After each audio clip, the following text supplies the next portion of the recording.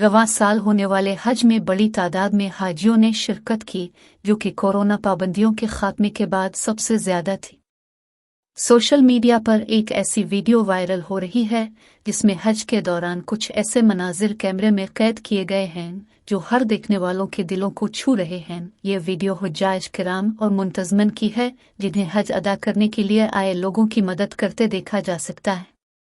कहीं इंतजामिया के नुमाइंदे अपने कंधों पर बुजुर्ग अफराद को उठाए नजर आ रहे हैं, तो कहीं नन्हे बच्चों को संभाल कर माँ बाप की नमाज पढ़ने को आसान बना रहे हैं। इस साल के हज में मौसम की सख्ती भी रही, जिससे हाजियों को बचाने के लिए भरपूर इक़दाम किए गए।